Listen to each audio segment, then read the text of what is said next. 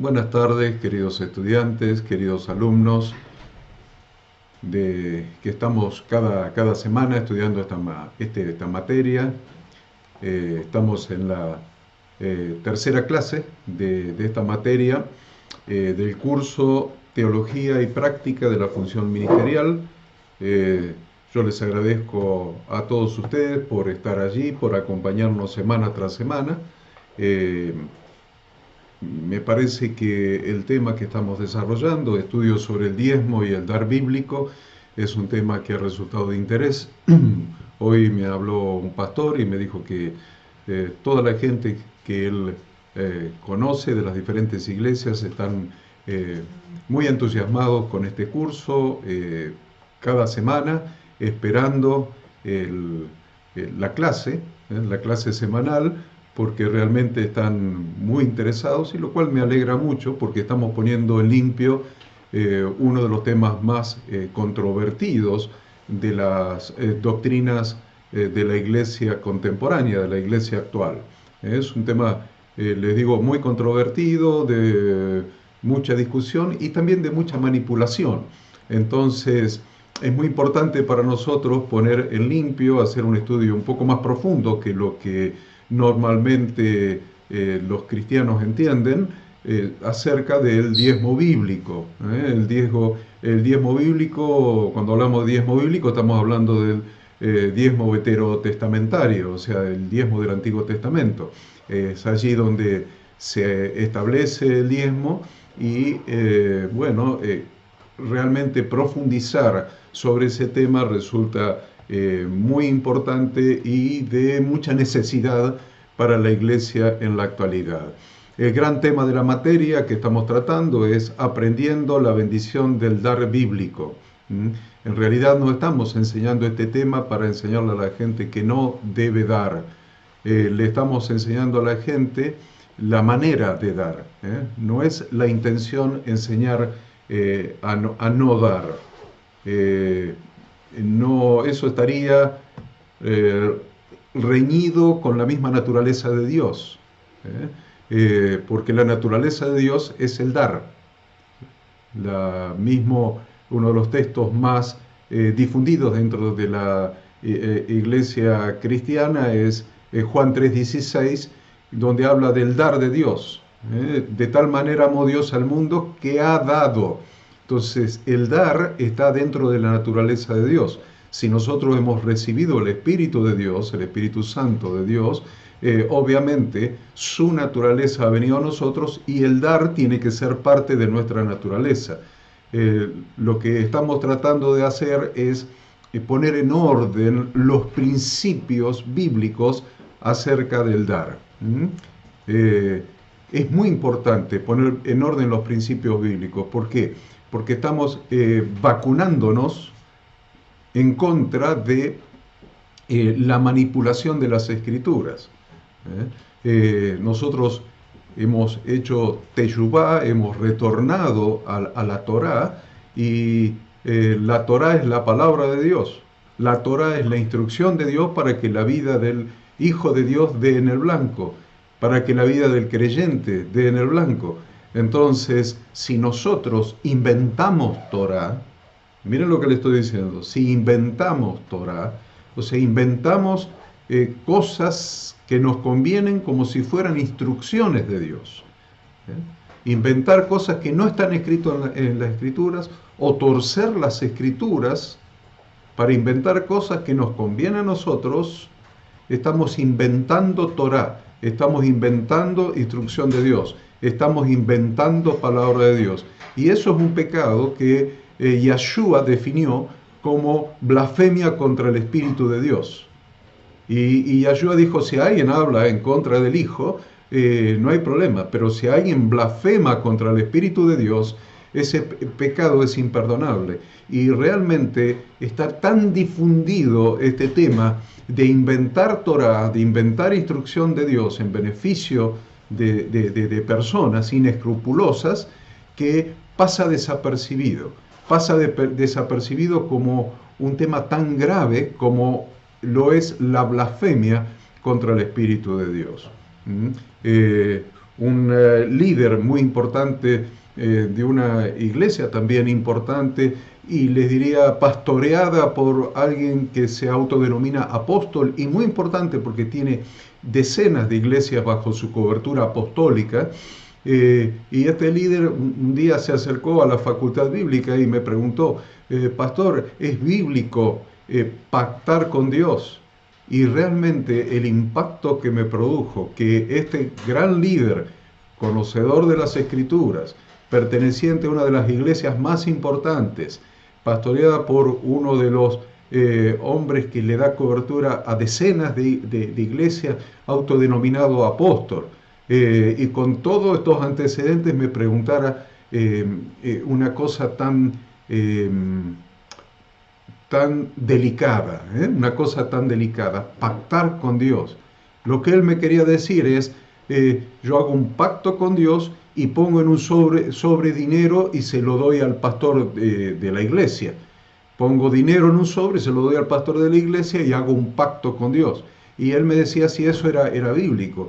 Y realmente me causó tanta tristeza, sinceramente, tanta tristeza, escuchar semejante pregunta y semejante enseñanza que este apóstol estaba enseñando por las iglesias a las que él le daba cobertura, sacándoles el dinero a la pobre gente que obtiene el dinero con el sudor de su frente, sacándosela con un engaño, inventando Torá, sin tener en cuenta que aún el pacto que hizo Dios con Abraham, cuando hizo ese pacto Dios con Abraham, Dios juró por sí mismo y lo hizo solo mientras Abraham dormía y él pasó entre los animales despedazados, y el pacto lo hizo él porque no podía pactar con Abraham, aún el padre de la fe, con Abraham no podía pactar porque Abraham era hombre. Entonces, tener el atrevimiento de decir que un ser humano puede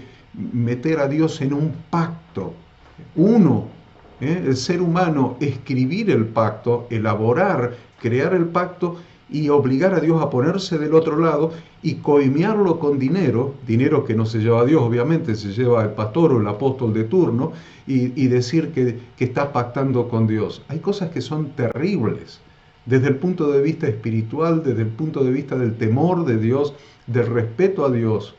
Blasfemar contra el Espíritu de Dios es algo que a nosotros nos tendría que, ya tendríamos que estar inmunizados contra eso.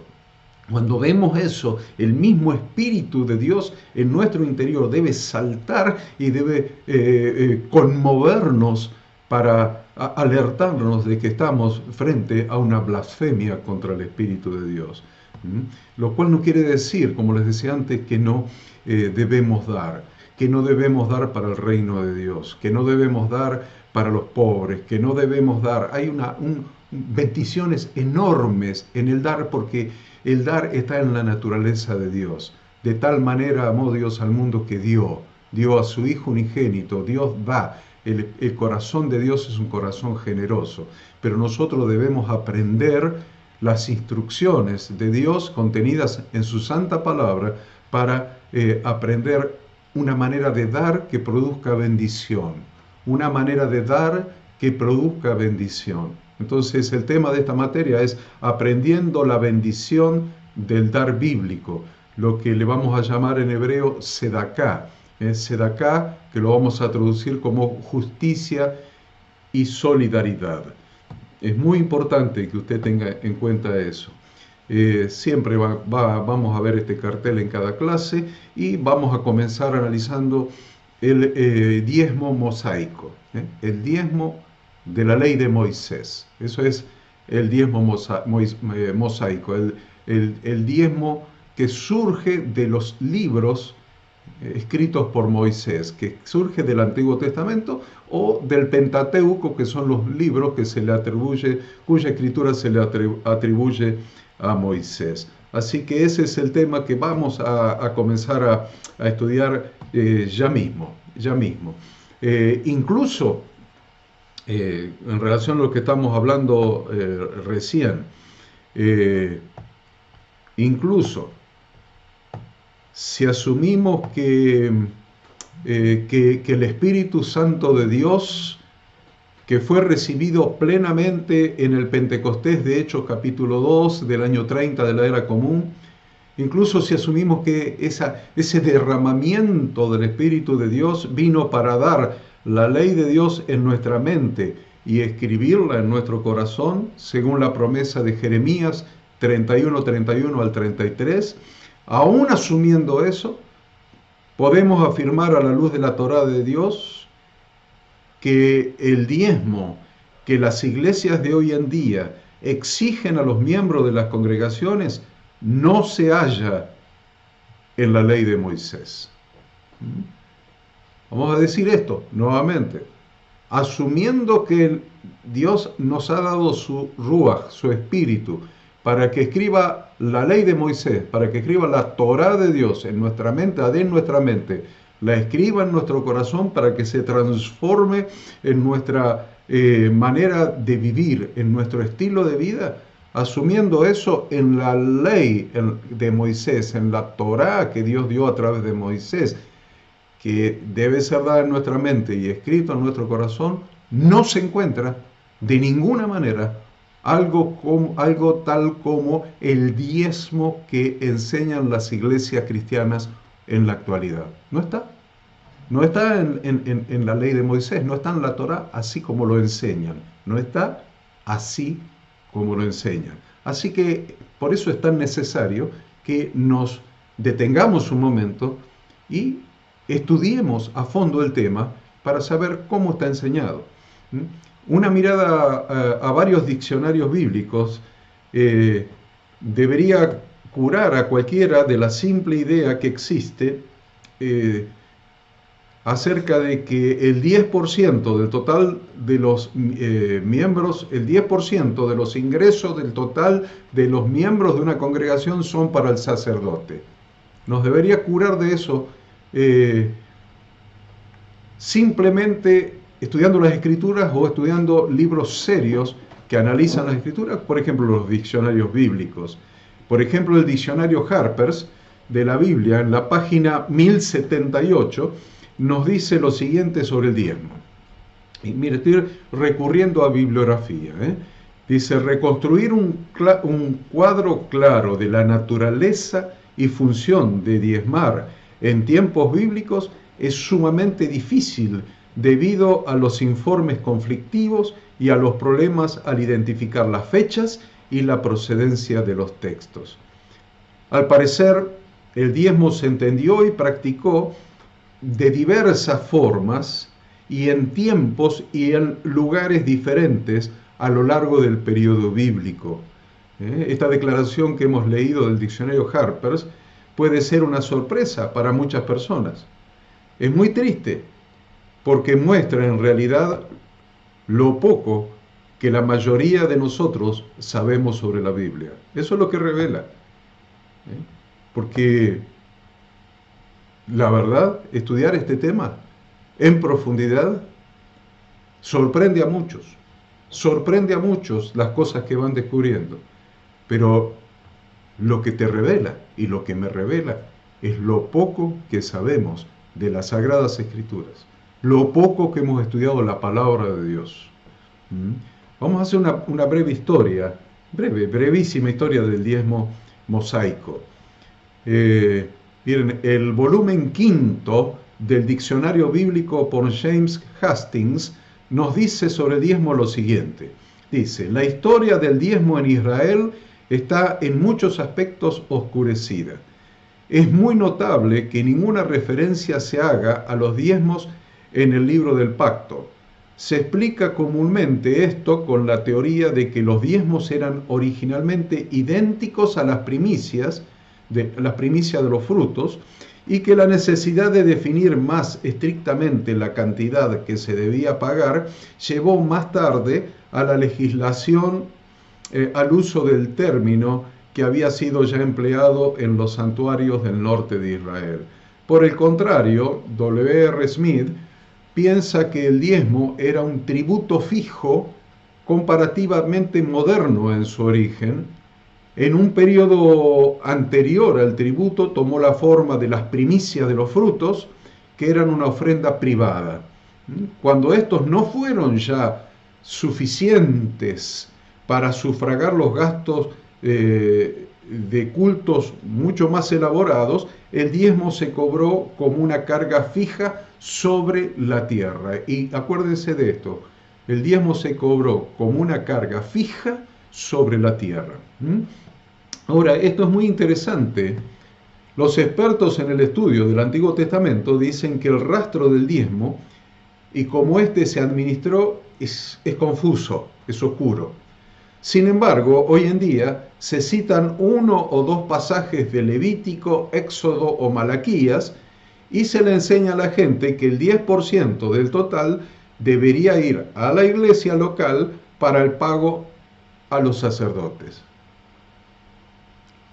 Los que quieren verlo por sí mismos, en vez de creerlo sin escudriñar las Escrituras, descubrirán lo siguiente. A ver, los que quieran investigarlo van a descubrir sin duda esto, que no se encuentra diezmo de ningún tipo en el libro del pacto dado por Moisés, que consistió de los 10 mandamientos y de los diversos requerimientos civiles y religiosos. Los fondos para proveer para estas actividades vinieron de ofrendas voluntarias. Puede ver en Éxodo los capítulos 20 a 23, Éxodo 34, versículos 22, 29, capítulo 36, versículos 3, 7. Casi un año después de que el libro del pacto fuera escrito, un sistema de diezmo fue instituido. En Levítico 27, 30 a 32 leemos: todos los diezmos de la tierra, yo le dije que subrayen tierra, todos los diezmos de la tierra, tanto de la semilla de la tierra como del fruto de los árboles, pertenecen a Jehová. Es cosa sagrada a Jehová. Si alguno quiere rescatar algo de sus diezmos, añadirá una quinta parte a su valor, todo diezmo del ganado vacuno o del rebaño, de todo lo que pase bajo la vara, el 10º será consagrado a Jehová. Y usted, ya que tiene la Biblia abierta, subraye: el 10º será consagrado a Jehová. El 10º.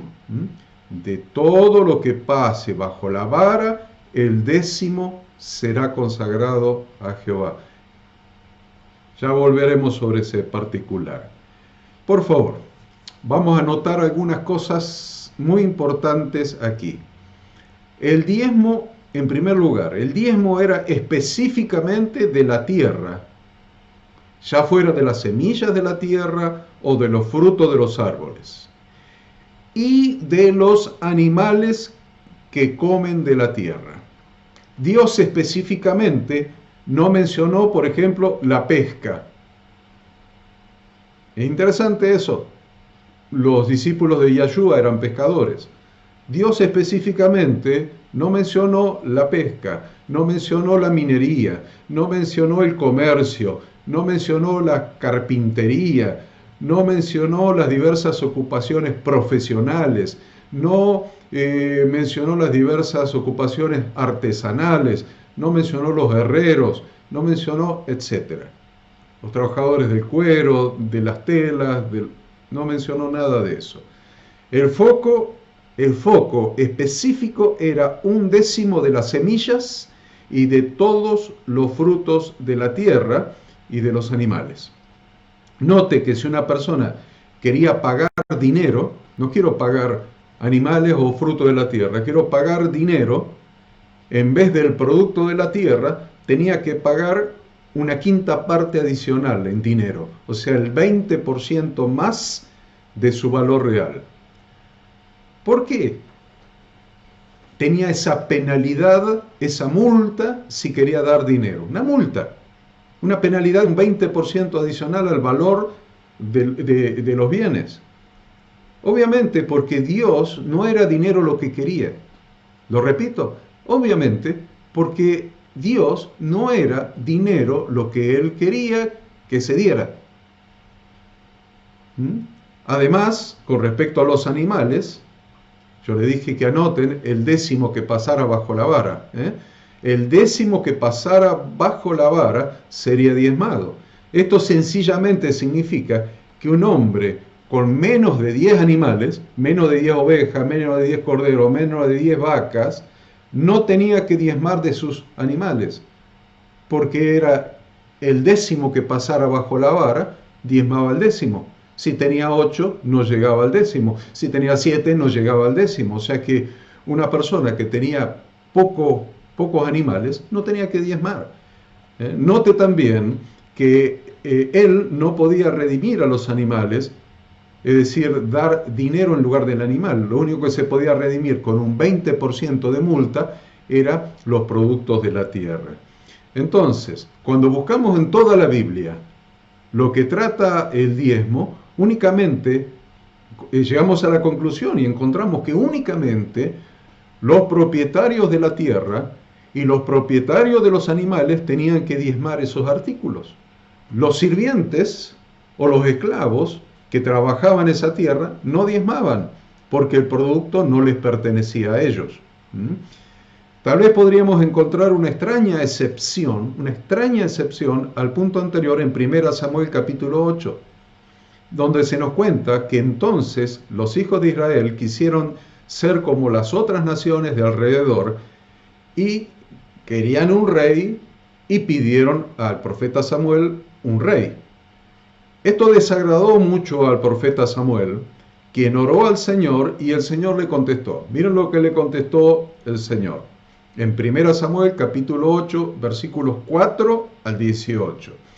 Dios le dijo: escucha la voz del pueblo en todo lo que te diga, porque no es a ti a quien han desechado, es a mí a quien han desechado para que no reine sobre ellos. Ahora pues, escucha su voz, pero adviérteles solemnemente y declárales cuál será el proceder del rey que ha de reinar sobre ellos. Use la imaginación y traiga ese pasaje al día de hoy. Vamos a ubicarnos y traer ese pasaje al día de hoy. Obvio, las carrozas han sido reemplazadas por automóviles, ya no tenemos reyes, pero tenemos aquellos que actúan como reyes. Sigamos leyendo. Este será el proceder del rey que reine sobre vosotros. Tomará a vuestros hijos y los pondrá en sus carros y en su caballería para que corran delante de su carro. Nombrará para sí jefes de millares y jefes de 50. Hará que aren sus campos y sieguen su mies, que fabriquen sus armas de guerra y el equipo de sus carros. Tomará a vuestras hijas para que sean perfumadoras, cocineras y panaderas. También tomará lo mejor de vuestras tierras, de vuestras viñas y de vuestros olivares, y los dará a sus servidores. Tomará el diezmo, y ahí aparece la palabra diezmo, miren. Tomará el diezmo de vuestros granos y viñedos para dárselo a sus funcionarios y servidores. Tomará a vuestros siervos, a vuestras siervas, vuestros mejores bueyes y vuestros mejores asnos para ocuparlos en sus obras. También tomará el diezmo, y ahí aparece otra vez la palabra diezmo, ¿ven? También tomará el diezmo de vuestros rebaños, y vosotros mismos seréis sus siervos. Aquel día clamaréis a causa de vuestro rey, que os habréis elegido, pero aquel día Yahweh no os escuchará. Es fuerte lo que acabo de leer si lo traes a nuestros días, si lo traes a la congregación de Yahweh actual. Estamos hablando de la congregación de Yahweh en épocas del profeta Samuel, cuando piden un rey y Samuel unge a Saúl. Pero si lo traemos a la congregación de Yahweh hoy, vale la pena que lo leas de nuevo, pensando en la congregación de Yahweh de hoy. Y aquellos que se han enseñoreado de la congregación de Yahweh. Es triste decir que muchos cristianos hoy día no están suficientemente familiarizados con la historia de la iglesia como para descubrir que ella también ha rechazado al Señor, como la congregación rechazó al Señor en aquella época. Y ha puesto reyes, la congregación, la iglesia, ha puesto reyes sobre ella para ser gobernada. Y obviamente esquilada por ellos, y que estos gobernantes se parecen muchísimo al rey descrito por Dios a Samuel. Finalmente, estos reyes nos separan de nuestro verdadero rey, que es Yahweh Dios. Cuando Israel cambió de ser un pueblo nómade en el desierto a ser una nación con tierra, entraron en la tierra prometida, una nación con fronteras, con linderos, con ciudades permanentes. Entonces las regulaciones sobre el diezmo cambiaron otra vez, porque nunca hubo un cuerpo legal uniforme de diezmo bíblico. Iba cambiando de acuerdo a las circunstancias y a las necesidades. Los capítulos 12 y 14 de Deuteronomio nos cuentan algunos de los cambios que se produjeron. Por ejemplo, Deuteronomio 12:8 nos dice: no haréis como todo lo que nosotros hacemos hoy aquí, cada uno como le parece bien. Eso era antes de entrar en Canaán. Cuando Israel entró en Canaán, entonces se estableció un sistema para distribuir los diezmos, impuestos, ofrendas, etc., para cuidar logísticamente un país que tenía 320 kilómetros de largo por 80 kilómetros de ancho. Debido a la incomodidad de tener, por ejemplo, que llevar granos y animales, quizás tan lejos como más de 100 kilómetros, 150, 160 kilómetros, el 20% de sobreprecio, esa multa que yo les hablaba antes, por cambiar el diezmo de productos a dinero, quedó sin efecto. Usted lo lee en Deuteronomio 14, del 24 al 26. Además, se les permitía gastar ese dinero en cualquier cosa que deseara su corazón. Entonces, dice la Escritura, darás el dinero por todo lo que apetezcas, vacas, ovejas, vino, licor o por cualquier otra cosa que desees. Y comerás allí delante de Yahweh tu Dios y te regocijarás tú con tu familia. En Deuteronomio 14:23 dice que cada tercer año el diezmo de los productos serán dados a los levitas, forasteros, huérfanos y viudas que estén dentro de sus puertas, para que ellos puedan comer y estar satisfechos. Entonces, yo les pido que noten que hablamos de personas de la congregación de Yahweh que no tenían que pasar hambre, que Dios estaba proveyendo formas, instrucciones, Torá, para que esas personas no pasaran hambre, y había una responsabilidad social del resto para que estos grupos de pobres no pasaran hambre. Uno de los propósitos del diezmo, entonces, también era proveer a los levitas.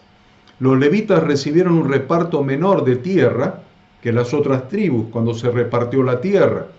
Los levitas ejercían muchas de las funciones religiosas de la comunidad, pero también, no solamente religiosas, también ejercían la función judicial, gubernamental y educativa.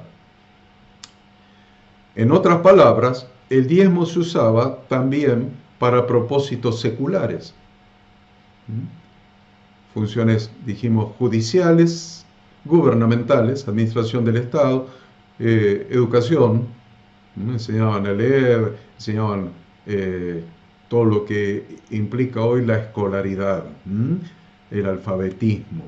Los levitas eran frecuentemente también músicos, administradores, arquitectos, jueces, profesores, escribientes, doctores, lo que hoy llamaríamos gente profesional.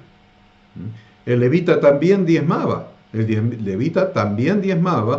para los sacerdotes del diezmo que ellos recibían.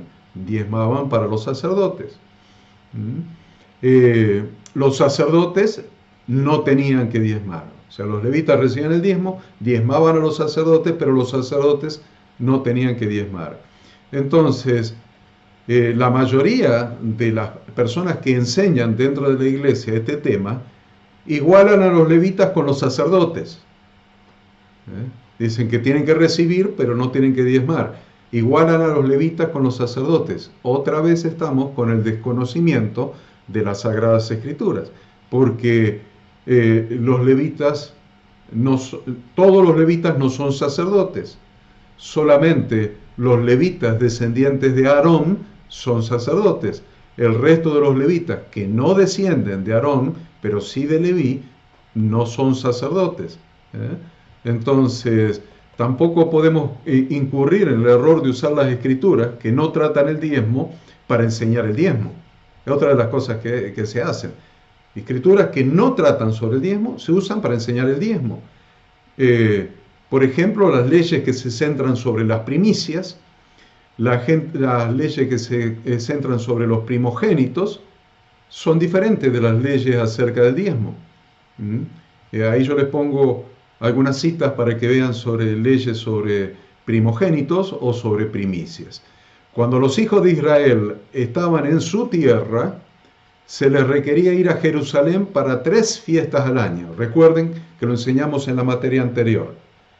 Un diezmo era usado por ellos para regocijarse durante esas fiestas. En la actualidad, además, el creyente,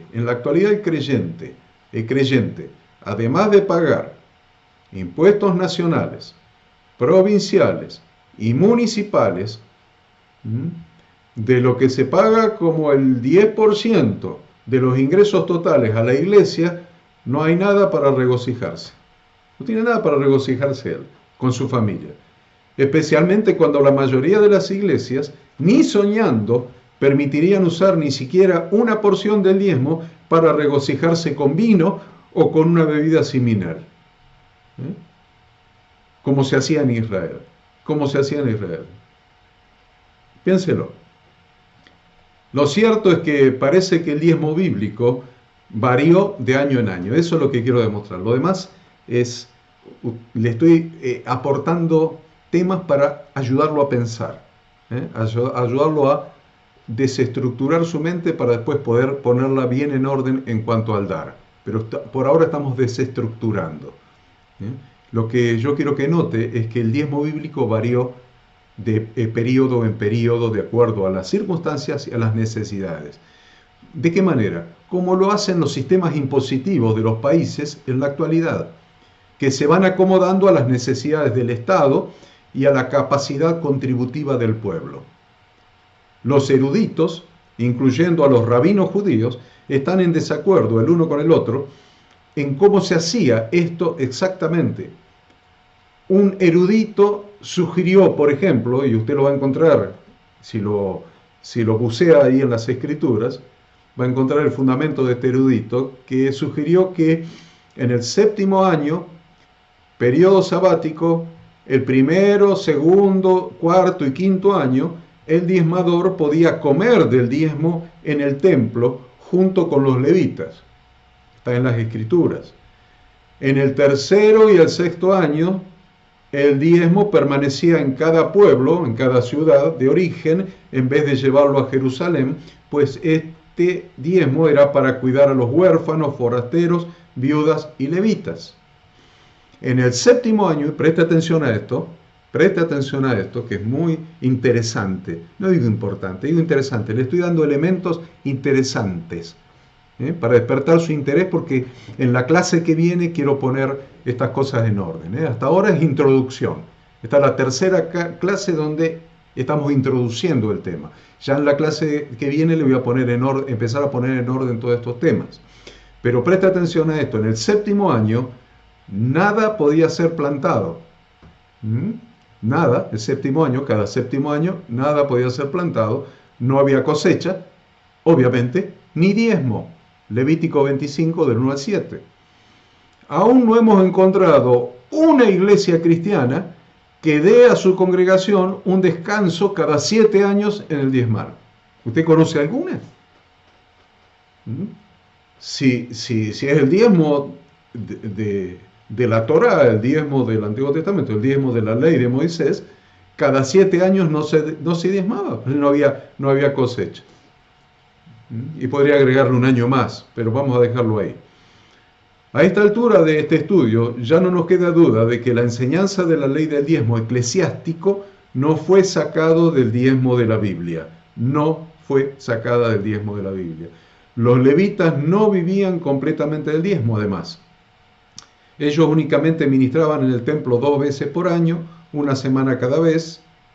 A ellos se les daba una parte de la tierra alrededor de sus ciudades, números 35:4. Las citas las tienen ustedes, todas estas citas en el material de estudio.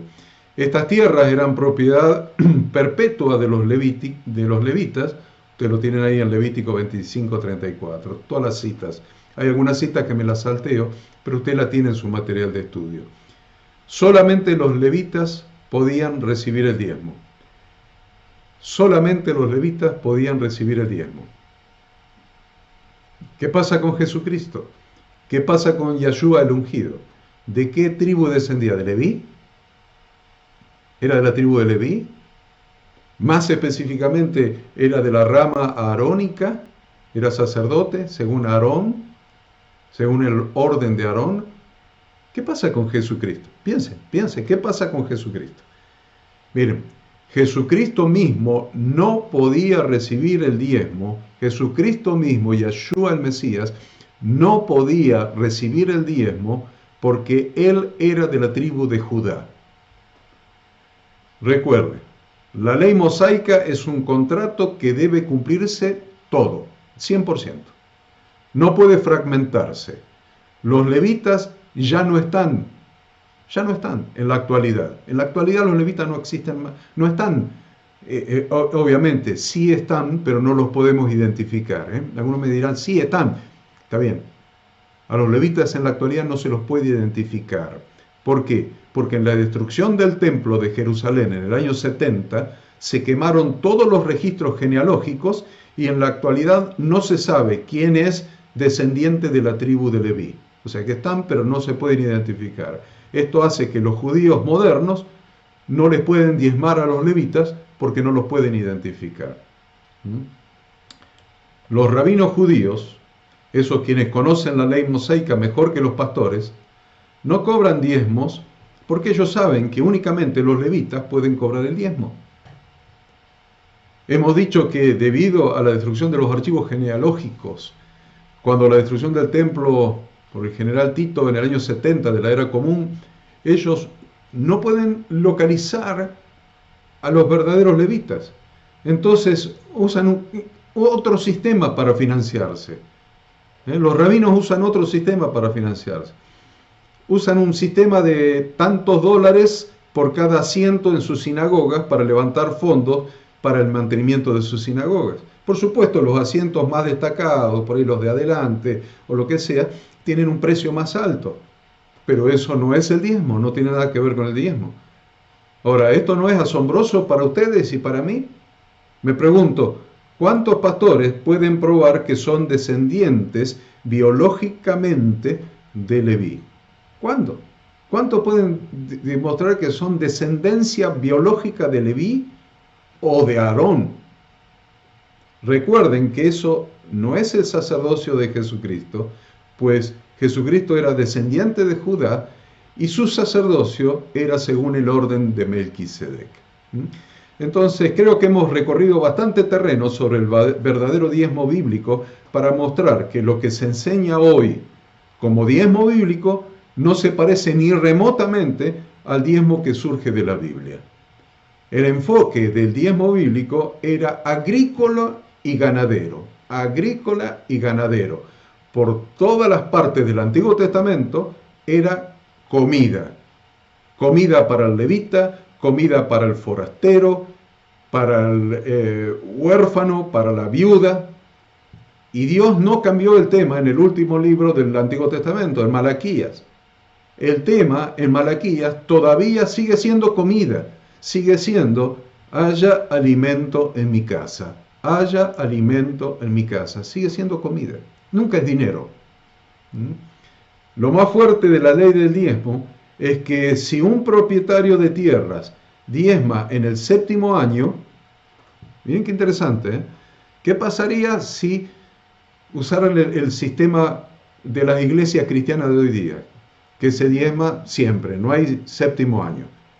Entonces, ¿qué pasaría en la ley si alguien, un propietario de tierras, dice yo quiero diezmar en el séptimo año y lleva a los levitas el diezmo del séptimo año?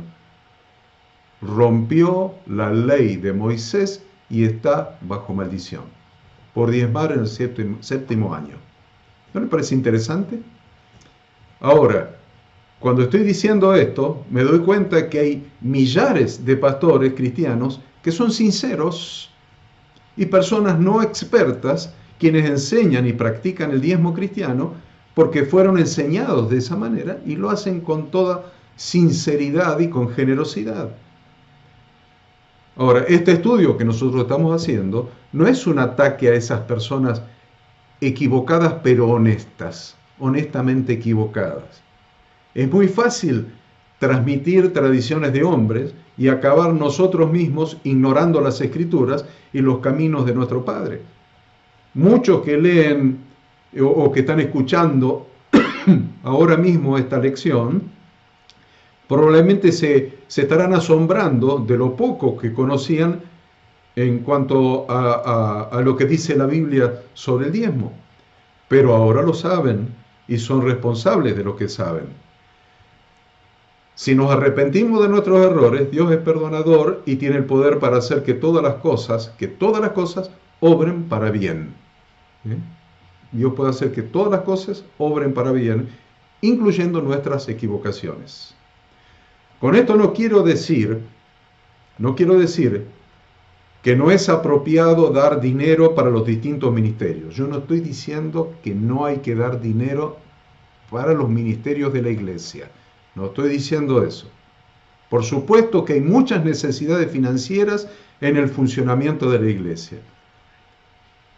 Pero la manera en que se levanta, se recibe ese dinero, la manera en que se administra ese dinero y cuál es el propósito de ese dinero que se da a la iglesia, ese es el verdadero punto que nosotros tenemos que dilucidar.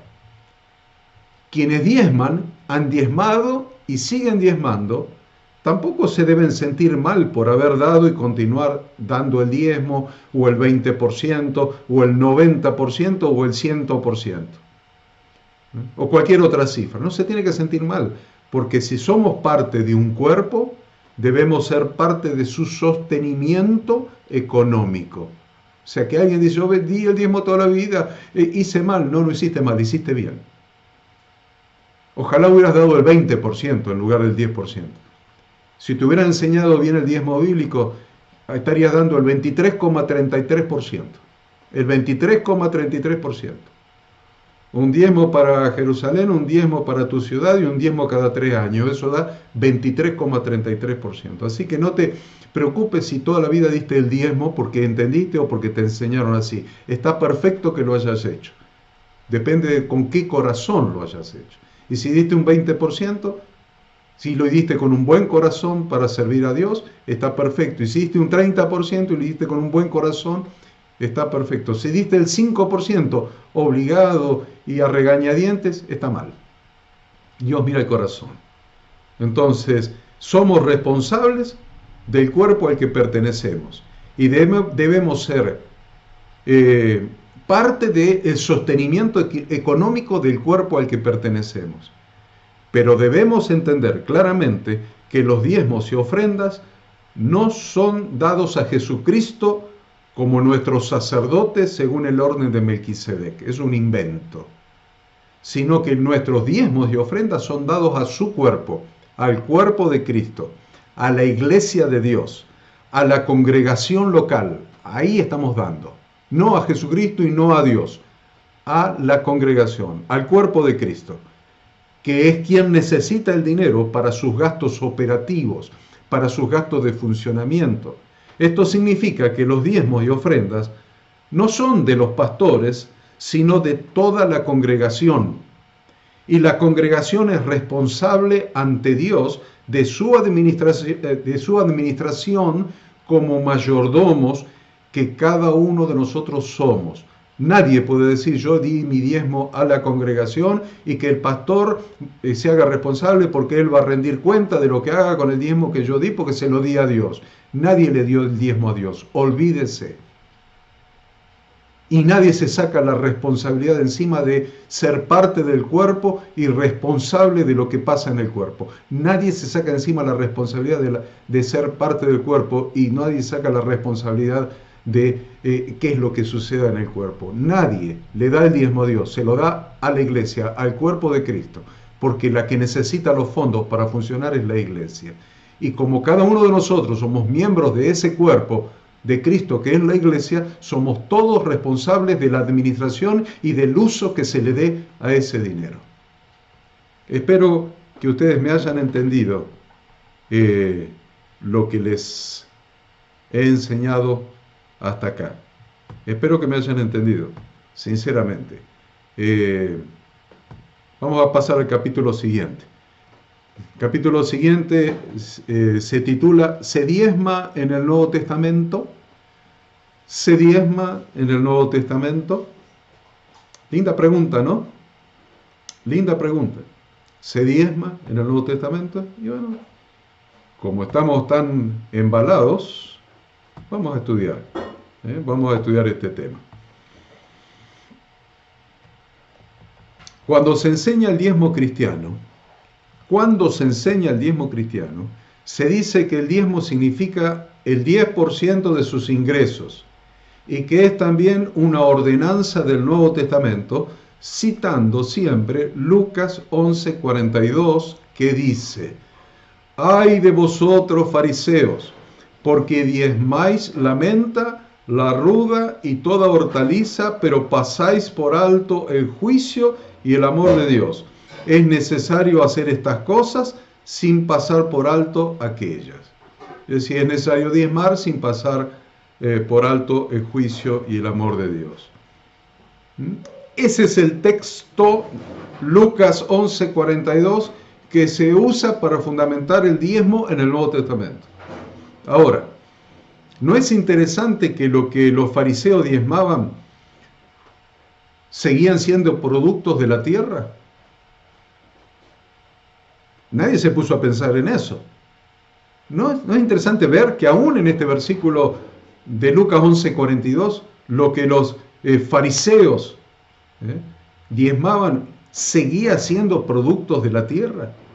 No diezmaban la pesca, las gemas, la minería, el cobre, el hierro, los tejidos, el cuero. Pero aunque diezmaran las más pequeñas de las semillas, la palabra a ellos fue: «ay de vosotros». No bienhechor por fiel diezmador. No, fue «ay de vosotros». El otro relato del diezmo que se hace inadecuadamente, el otro relato del diezmo que se interpreta inadecuadamente, voy a poner acá, interpreta. Usted póngalo en su libro también. Inadecuadamente. Está en Lucas 18, del 12 al 14. Entre el diezmador que ayunaba 2 veces a la semana y daba diezmos de todo lo que poseía, y el publicano, un pecador. Pero fue el pecador el que se fue a su casa justificado y no el diezmador. Es muy interesante. Es muy interesante. Yo digo, porque estos son los textos que se usan como argumento.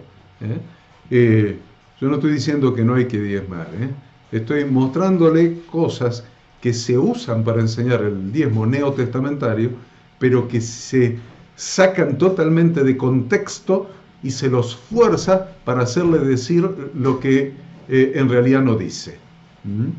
Se debe señalar entonces en este momento que Jesús condenó al fariseo que diezmaba hasta las más pequeñas semillas, pero descuidaba otras partes de la ley que trataban del justo juicio y del amor de Dios. Y eso está en 2 pasajes, está en Lucas 11:42 y en Mateo 23:23.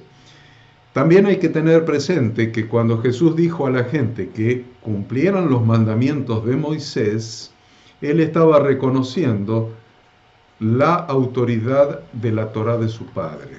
Lo voy a repetir. ¿Qué es lo que Jesús está diciendo? ¿Está hablando bien de las leyes, de los mandamientos? ¿Está hablando bien de Moisés? ¿O está reconociendo la autoridad de la Torá de su Padre? Cuando Él dice que la gente debe cumplir los mandamientos de la ley de Moisés. No estaba anulando la responsabilidad y obligación de la congregación de Yahweh de proveer para las necesidades operativas en conjunto. No lo estaba anulando.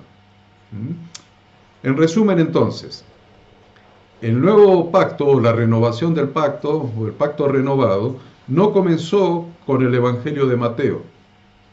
Comenzó cuando las cosas celestiales, que eran sombra de los bienes venideros, fueron rociados con la sangre del Cordero de Yeshua el Mesías. Jesús de Nazaret habló bajo la ley de Moisés.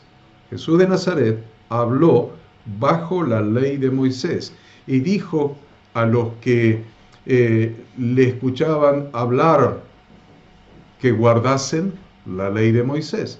También les dijo que no hicieran como aquellos intérpretes de la ley que invalidaban la palabra de Dios mediante la tradición.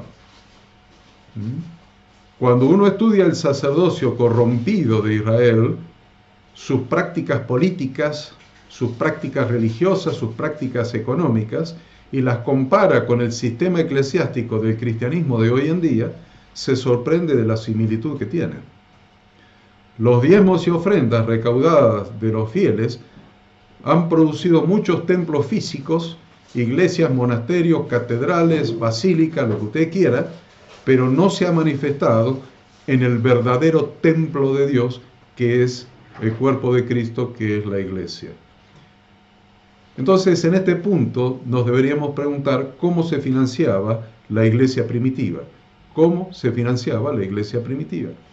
No debería ser ninguna sorpresa que las congregaciones cristianas primitivas se financiaran de la misma manera que la sociedad israelita primitiva, de la misma manera que lo hacía la sociedad israelita primitiva, porque en definitiva estamos hablando de congregación.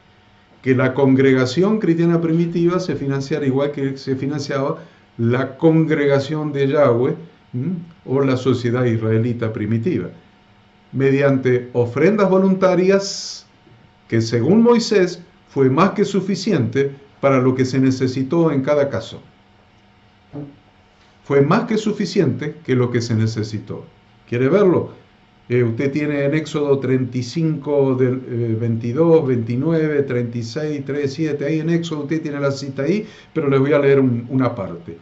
Dice, tanto hombres como mujeres, toda persona de corazón generoso vino trayendo prendedores, aretes, anillos, collares y toda clase de objetos de oro.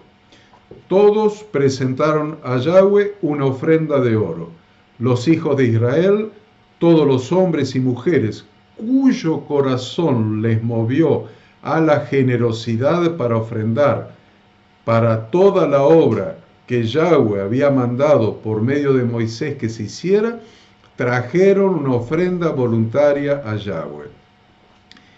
Y ellos tomaron de delante de Moisés toda la ofrenda que los hijos de Israel habían traído para que se llevara a cabo la obra de la construcción del santuario, pues ya había material suficiente para hacer toda la obra y aún sobraba.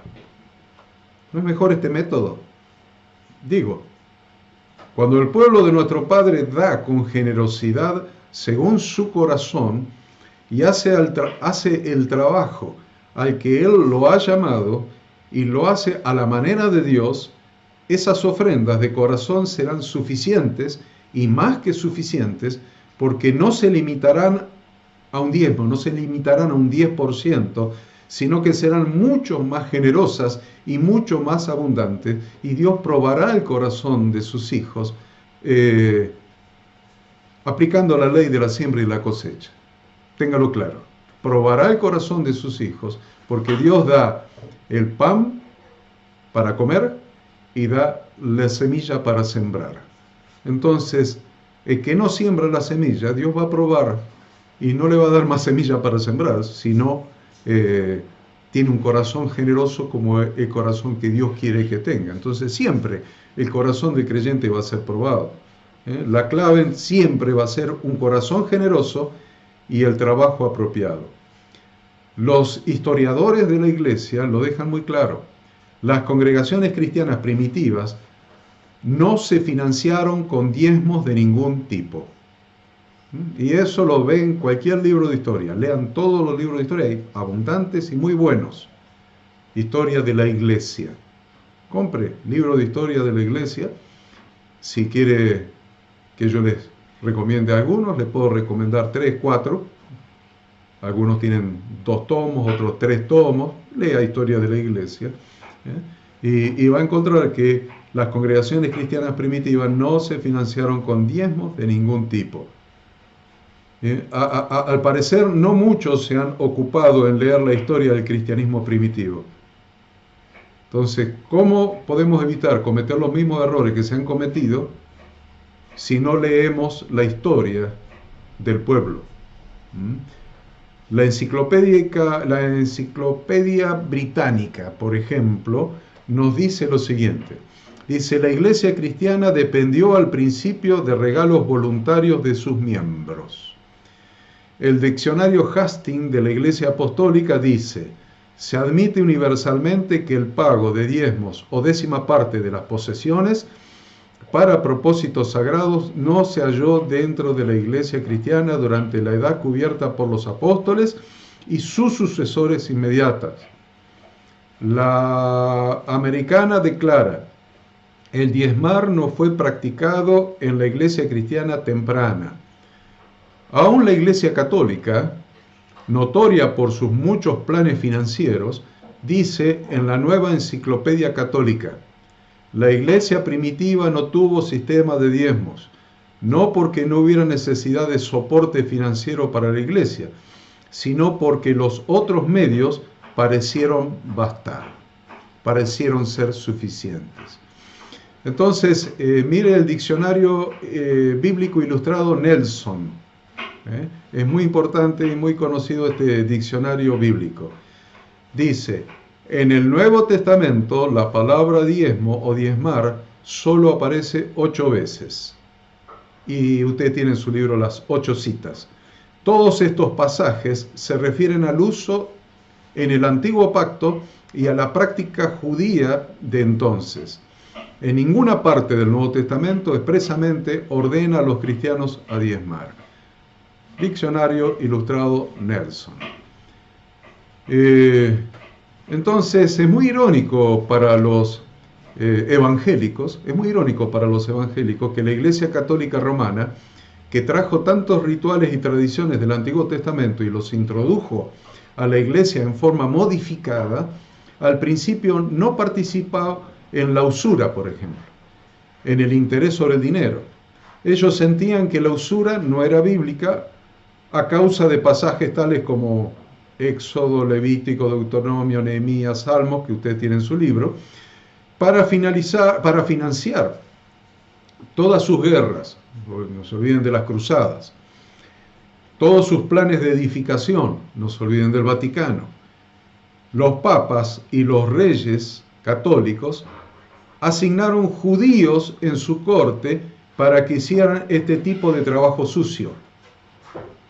La usura, el cobro de intereses, ellos pusieron en su corte, ellos no lo hacían por respeto a la Torá de Dios, y pusieron judíos que no lo podían hacer con su propio pueblo, pero sí lo podían hacer con los gentiles. Esto quizás contribuyó a que principalmente gente judía llegaran a ser los destacados banqueros de la actualidad, que son los prestamistas del dinero de los cristianos. Miren qué interesante.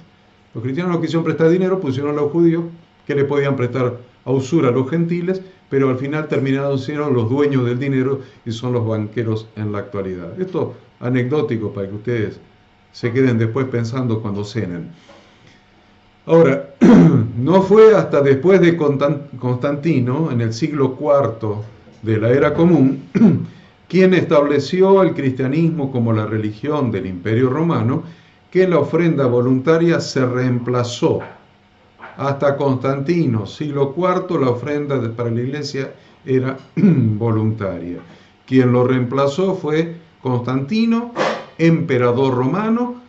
Fue el Imperio Romano, el gobierno de hombres, el gobierno humano, el que reemplazó la ofrenda voluntaria por varios métodos obligatorios para recoger fondos. Constantino inició un programa de construcción enorme. Construyó iglesias, renovó templos paganos para usarlos en lo que llegó a ser el cristianismo romano. Antes, los creyentes no necesitaban edificios decorados. Después de todo, ellos sabían que ellos eran el verdadero templo de Dios, no edificios construidos en la misma forma de templos paganos, solamente con algunas imágenes, algunos vitrós, algunos temas bíblicos adicionales, pero no eran más que los templos paganos. Les recomiendo mucho estudiar lo que Constantino y su madre hicieron para pervertir el cristianismo. Entonces, volvamos con la financiación del nuevo pacto, del pacto renovado.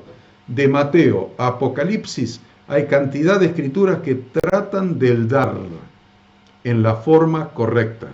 ¿Usted quiere ver cómo se da en el pacto renovado? De Mateo a Apocalipsis hay cantidad enorme de escrituras que tratan del dar en la forma correcta. Hay muchas para ponerlas todas en este pequeño estudio, pero algunas vamos a mencionar después que regresemos del recreo.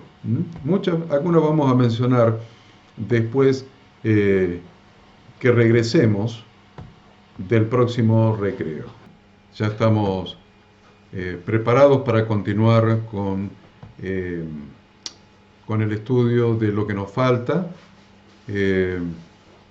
Espero que les esté resultando de su interés todo lo que estamos estudiando. Esa es la expectativa con la que estamos enseñando. Por los comentarios sé que les está resultando de interés. A ver, a lo largo de la Biblia, Antiguo Testamento, y lo mal llamado Antiguo Testamento y Nuevo Testamento, que se debería llamar pacto y renovación del pacto, Dios deja bien claro que Él no está interesado en nuestras ofrendas de sacrificio. Dice: escucha, oh pueblo mío, y hablaré, testificaré contra ti, oh Israel. Yo soy Dios, el Dios tuyo. No te reprocharé con respecto a tus sacrificios, ni por tus holocaustos que siempre están delante de mí. No tomaré toros de tu casa, ni machos cabríos de tus rediles, porque míos son todos los animales del bosque, los millares del ganado en mis montes. Conozco todas las aves de las alturas, y las criaturas del campo son mías. Si yo tuviese hambre, no te lo diría a ti, porque mío es el mundo y su plenitud. He de comer la carne de los toros, he de beber la sangre de los machos cabríos. Sacrifica a Dios acciones de gracias, paga tus votos al Altísimo. Invócame en el día de la angustia, y yo te libraré, y tú me glorificarás. Salmo 50, del 7 al 15. Salmo 51, porque no quieres sacrificio que yo lo daría, ni quieres holocausto. Los sacrificios de Dios son el espíritu quebrantado, el corazón contrito y humillado. No despreciarás tú, oh Dios. Y después en Hebreos y en Salmo está esta escritura: sacrificio, ofrenda no quisiste, pero me preparaste un cuerpo. Holocaustos y sacrificios por el pecado no te agradaron. Nuestro Padre lo aclara suficientemente. Nosotros no tenemos nada. A ver, escuche esto. Nosotros no tenemos cosa alguna que no le pertenezca a Él. No tenemos cosa alguna que no le pertenezca a Él. Ofrende el 10% de sus ingresos. Es lo que le dicen. Y el 90%, ese es de Dios, y el 90% es suyo. Eso es una mentira. Porque ofrende el 10% de sus ingresos, o el 90%, o el 100%, en realidad no significa nada para Dios, porque todo es de Dios. Él sabe que todo le pertenece a Él. Somos nosotros los que olvidamos que todo le pertenece a Dios. Lo que Él realmente quiere es nuestra sincera gratitud, nuestro agradecimiento por lo que Él nos ha dado, nuestra total obediencia y dependencia de Él, y que no perdamos la conciencia de que todo lo que tenemos le pertenece solo a Dios y por lo tanto estemos dispuestos a dar no un 10%, sino a darlo todo. De eso se trata, de eso se trata. La mala enseñanza del diezmo cristiano le ha hecho creer a las personas que el 10% de lo que te ingresa es de Dios y que el 90% restante es tuyo. El espíritu de las Escrituras te enseña que el 100% de lo que tenés es de Dios. El 100% de lo que te ingresa, no es el 10% de Dios y el 90% tuyo. No hay nada que sea tuyo. Somos mayordomos, somos administradores de lo que le pertenece a Dios. Es importante no perder de vista la humildad de nuestro servicio a Dios, mirando la manera en que envió Jesús a sus discípulos. Los envió lejos con nada, y ellos fueron provistos con todo lo que necesitaban a donde fueron. Lo leemos en Lucas. He aquí yo os envío como corderos en medio de lobos. No llevéis bolsa, ni alforja, ni calzado, ni saludéis a nadie por el camino. Posad en aquella misma casa, comiendo y bebiendo lo que os den, porque el obrero es digno de su salario. No andéis de casa en casa. Quizás se debe dejar claro este punto, que Jesús no usó ningún dinero de la tesorería de Israel, de la que seguramente los diezmos de la tierra y el ganado eran parte. Si Él hubiera usado de eso, tendríamos un nexo. Pero los diezmos de la tierra y los diezmos del ganado eran parte de la tesorería de Israel.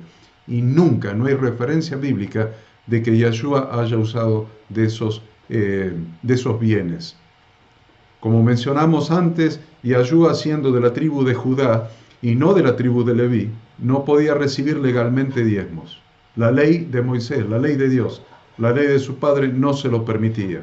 Yahshua se financió por medio de ofrendas voluntarias de diversas personas. Lucas 8:3 lo dice clarísimo. Juana, la mujer de Chuza, administrador de Herodes, Susana y muchas otras, ellas le servían con sus bienes. A veces Yahshua proveyó milagrosamente para sí mismo, como cuando le dijo a Pedro que pescara un pez y que iba a encontrar allí adentro del pez la moneda necesaria para pagar el impuesto al templo por Pedro y por Yahshua. Si miramos a Pablo, al apóstol Pablo, a Saulo de Tarso, al rabino Shaul, no recibió diezmos. Los esfuerzos misioneros de Pablo deberían dejar suficientemente claro que los diezmos de los productos agrícolas y del ganado, o el 10% de los ingresos, no es enseñado en el Nuevo Testamento para los cristianos. De todos los escritos, o de todas las personas que han escrito el Nuevo Testamento, Pablo habría sido el más capacitado para usar los pasajes del Antiguo Testamento y conseguir que la gente le diera el diezmo para sufragar sus gastos. Pero Pablo no citó un solo versículo de la Escritura para hacer que le dieran el diezmo, no usó ni uno solo. Seguramente pudo hacerlo, porque era un rabino fariseo, absolutamente conocedor de las Sagradas Escrituras, habiendo estudiado la Torá a los pies de Gamaliel, del maestro del rabino Gamaliel. Seguramente pudo hacerlo porque el templo y su sistema de sacrificios estaban todavía vigentes, ¿no? Había templo, había sistema de sacrificios, toda la Torá se estaba aplicando durante la vida de la iglesia primitiva y la vida de Pablo. Pero Pablo sabía que los levitas eran los únicos que podían cobrar diezmos, y él personalmente no era un descendiente de la tribu de Leví. era descendiente de la tribu de Benjamín, no podía pedir diezmos. Legalmente, según la Torá, él no podía pedir diezmos. Pudo haber puesto como tesoreros suyos por ahí algunos levitas y entonces conseguir el aporte de diezmos porque, ¿ven? Le echa la ley, echa la trampa. Entonces, Pablo era de la tribu de Benjamín, no podía cobrar diezmos, pero ponía 4 o 5 levitas, colaboradores suyos, que pidieran los diezmos, entonces más o menos podía saltear el requisito legal. Pero no lo hizo, no lo hizo. Cuando citó el Antiguo Testamento para justificar ayuda financiera, sí citó el Antiguo Testamento, para justificar que se debía ayudar financieramente. Pero citó Deuteronomio 25:4, que dice, no pondrás bozal al buey que trilla, o al buey cuando trilla. ¿Qué es lo que estaba diciendo? Estaba diciendo, como un buey que está produciendo y está trillando, le vas a poner bozal para que no pueda comer de lo que él mismo está produciendo. Entonces, lo cita nuevamente en 1 Timoteo 5, 17 y 18. Le dice a Timoteo, los ancianos que dirigen bien sean tenidos por dignos de doble honor, especialmente los que trabajan arduamente en la palabra y en la enseñanza. Porque la Escritura dice, no pondrás bozal al buey que trilla, además el obrero es digno de su salario. Y acuérdense que doble honor en griego significa doble honorario, remuneración monetaria doble. Ahora, ¿por qué no los atacó Pablo con algunos versículos fuertes sobre el diezmo, por ejemplo? Y luego soltarles el pasaje de Malaquías, ustedes están robando a Dios, como muchos predicadores modernos lo hacen. ¿Por qué no lo hizo? ¿Por qué no lo hizo? Porque Pablo conocía el Antiguo Testamento mejor que los predicadores modernos. Esa es la respuesta. ¿Es chocante decir esto? Aunque sea chocante, él no soltó el ustedes le están robando a Dios, ustedes traigan los diezmos al alfolí y todo eso que escuchamos desde que nacimos en las iglesias cristianas. ¿Por qué Pablo no arremetió con esa fuerza y con esas maldiciones sobre la gente para que le den plata? Porque conocía el Antiguo Testamento mejor que lo conocen los pastores modernos. Él sabía que había un nuevo templo, un nuevo sacerdocio y un nuevo pacto, una nueva manera de dar. Y la nueva manera de dar es el dar a través del amor de Cristo que hay en nuestro corazón, sin ponerle límite del 10% a nuestra generosidad. Sin límite, no hay límite del 10%. Se terminó el límite del 10% y el límite del 20% o el límite del 23%, con los 3 diezmos del Antiguo Testamento. Se terminó, no hay límite. El límite lo pone tu corazón. El límite lo pone la generosidad de tu corazón. Y esa es la renovación del pacto. Así se daba en la iglesia primitiva. Así como nuestro Padre da, como decíamos en Juan 3:16. Por supuesto, hay textos que enseñan el dar. Por ejemplo, Mateo 5:43 dice, ¿habéis oído que fue dicho amarás a tu prójimo y aborrecerás a tu enemigo? Pero yo os digo, amad a vuestros enemigos y orad por los que os persiguen, de modo que seáis hijos de vuestro Padre que está en los cielos, porque Él hace salir su sol sobre malos y buenos y hace llover sobre justos e injustos, porque si amáis a los que os aman, ¿qué recompensa tenéis? ¿No hacen lo mismo también los publicanos? Y si saludáis solamente a vuestros hermanos, ¿qué hacéis de más? ¿No hacen esto mismo los gentiles? Sed pues vosotros perfectos, como vuestro Padre que está en los cielos es perfecto. Ahí tiene un texto que habla de la generosidad del corazón de Dios. Y ese es el modelo que tiene que tener tu corazón y que tiene que tener mi corazón. Un modelo de generosidad que le da no solamente a los amigos, sino a todo aquel que necesita, aunque sea un desconocido. Otro texto le voy a dar, a ver, que se encuentra en 2 Corintios 9. Y digo esto, el que siembra escasamente cosechará escasamente, y el que siembra con generosidad también con generosidad cosechará. Cada uno dé como propuso en su corazón, no con tristeza ni por obligación, porque Dios ama al dador alegre. Y poderoso es Dios para hacer que abunde en vosotros toda gracia, a fin de que teniendo siempre en todas las cosas todo lo necesario, abundéis para toda buena obra, como está escrito, esparció, dio a los pobres, su justicia permanece para siempre. El que da semilla al que siembra y pan para comer, proveerá y multiplicará vuestra semilla y aumentará los frutos de vuestra justicia. Esto para que seáis enriquecidos en todo, para toda generosidad, la cual produce acciones de gracias a Dios por medio de nosotros. Porque el ministrar este servicio sagrado no solamente suple lo que falta a los santos, sino que redunda en abundantes acciones de gracias a Dios. Al experimentar esta ayuda, ellos glorificarán a Dios por la obediencia que profesáis al Evangelio de Cristo y por vuestra generosidad en la contribución para con ellos y con todos. Además, por su oración a vuestro favor, demuestran que os quieren a causa de la superabundante gracia de Dios en vosotros, gracias a Dios por su don inefable. ¿Puede algo ser más simple que esto? ¿Puede alguna cosa ser más simple de entender que esto que les estoy explicando? Pero los fariseos, ya sean judíos o cristianos, siempre pondrán cargas en los hombres que ellos ni siquiera quieren llevar. Cargas sobre los hombros de las personas que ellos ni quieren llevar, ni lo piensan siquiera. Al principio del trabajo misionero de Pablo, él personalmente proveyó para sí mismo con sus habilidades para fabricar tiendas, para fabricar carpas. Eso lo ve en Hechos capítulo 20. Vosotros sabéis que estas manos proveyeron para mis necesidades y para aquellos que estaban conmigo. En todo os he demostrado que trabajando así es necesario apoyar a los débiles y tener presente las palabras del Señor Jesús que dijo, más bienaventurado es dar que recibir. Es muy interesante ver el espíritu del Nuevo Testamento. El espíritu.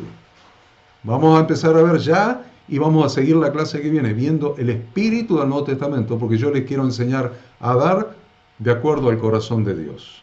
Muchos de sus primeros convertidos, de los primeros convertidos del apóstol Pablo, eran judíos. Y seguramente si Pablo hubiera tenido derecho para recibir diezmos, ellos se los habrían dado, porque eran judíos conocedores de la Torá. Pero eso no era legal, de acuerdo con la Torá de Yahweh. Y Pablo era un benjamita. Más tarde, en su ministerio, cuando había sido establecidas algunas iglesias, él lo que hizo fue sacarle algunas iglesias para ayudar a otras. Él le llama despojó a unas iglesias para predicar a otras. 2 Corintios 11. Cometí pecado humillándome a mí mismo para que vosotros seáis enaltecidos, porque os he predicado gratuitamente el Evangelio. He despojado a otras iglesias recibiendo sostenimiento para ministraros a vosotros. Miren qué interesante. Algunos cristianos no dan nada a los ministros porque creen que el pastor debería también tener un trabajo y vivir a sus propias expensas, pero no toman realmente en cuenta toda la Biblia cuando llegan a esa conclusión. Algunos cristianos usan Hechos 20, 34 y 35 como una excusa para no apoyar a quienes trabajan en la viña de Dios constantemente. Esta excusa lo único que hace es ocultar su propio egoísmo. ¿Me escucha lo que estoy diciendo? Esta excusa lo único que hace es ocultar su propio egoísmo y no es apoyada por la Biblia. Debemos dar más del diezmo para sostener a la obra del Señor. Más del diezmo. Todos nosotros, quienes somos cristianos, somos llamados para ser cristianos a tiempo completo. Desgraciadamente muchos cristianos son cristianos por 2 horas el domingo nomás, o 3 horas el domingo, y quizá 1 hora más en la mitad de semana. pero hay también quienes son llamados a un ministerio a tiempo completo de diferentes maneras. Algunos de estos, Pablo dice que son dignos de doble honor. Este término griego incluye mucho más que un "me encanta su trabajo, qué buen pastor que es usted, me complace lo bien que usted trabaja, lo dedicado que es al ministerio, qué buen pastor, cuánto lo amo". No alcanza, no alcanza. El término habla también de remuneración en dinero. 1 Corintios 9, ¿no sabéis que los que trabajan en el santuario comen de las cosas del santuario?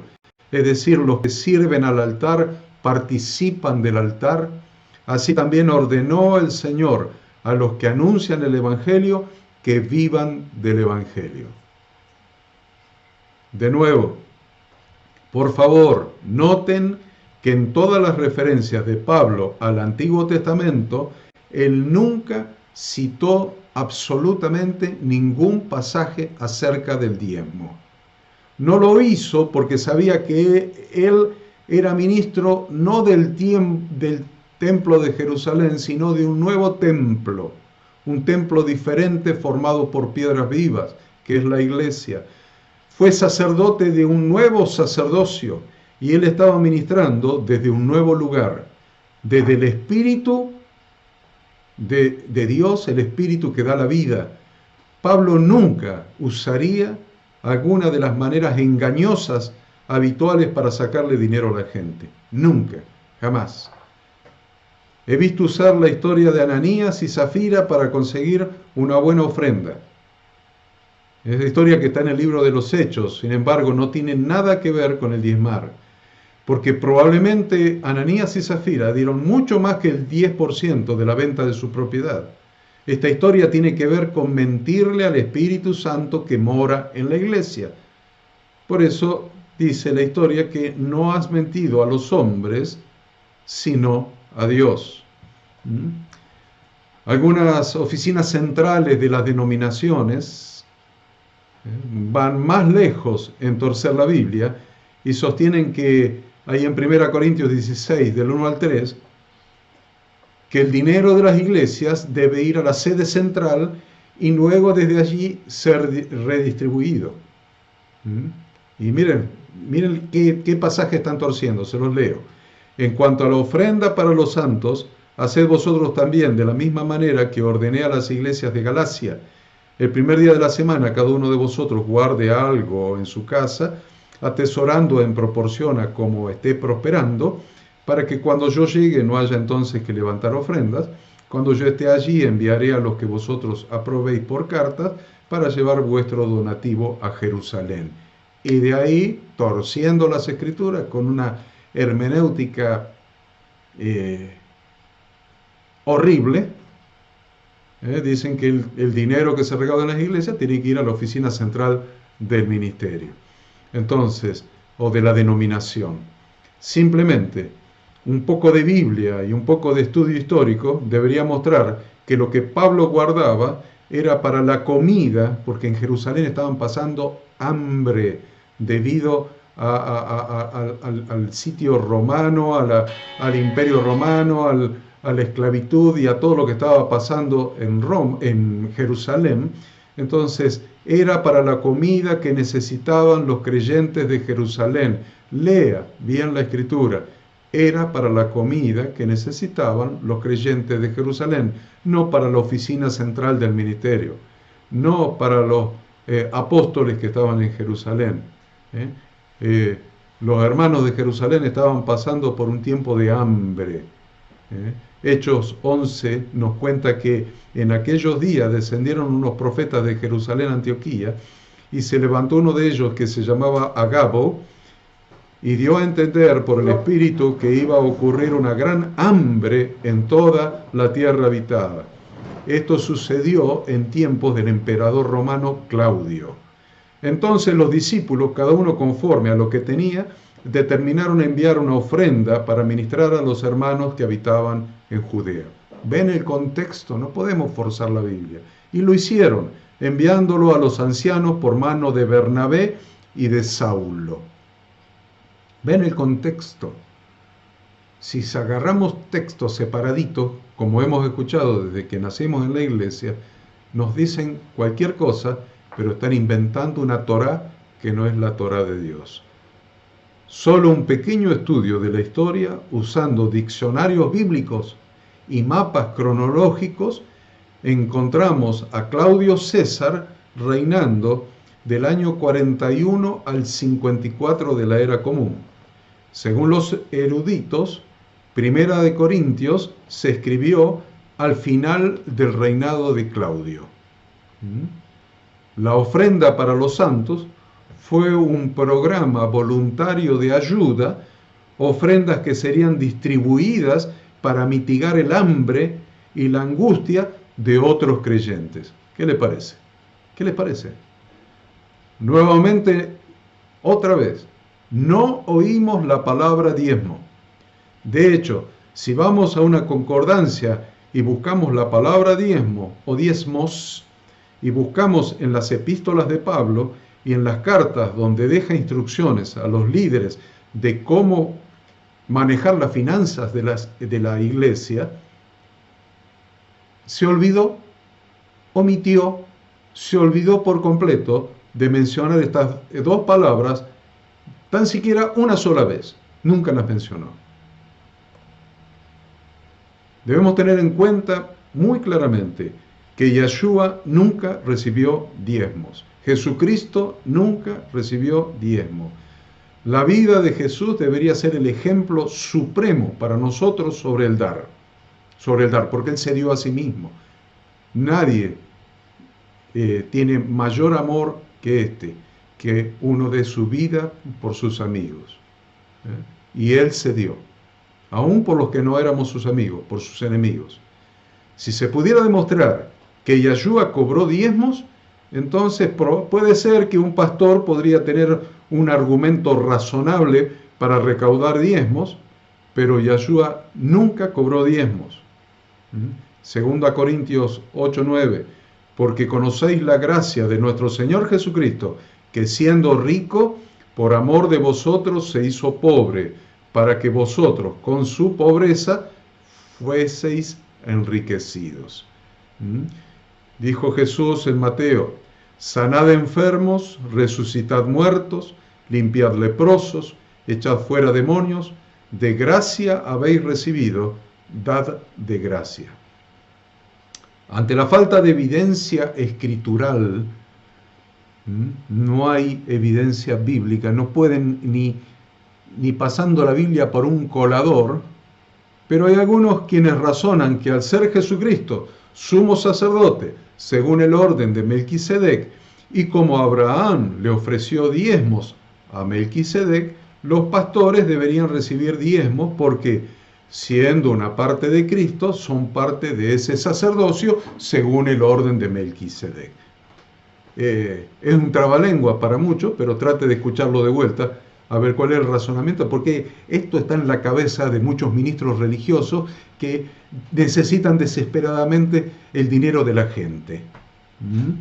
Entonces, por lo tanto, si es así, ellos podrían recibir, o deberían, peor todavía, recibir esos diezmos.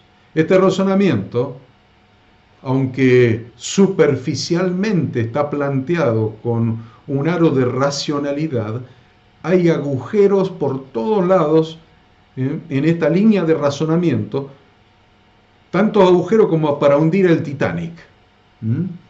Entonces, como mencionamos antes, Abraham diezmó únicamente de los despojos de guerra, y él no se guardó el resto, sino que lo dio todo, 100%.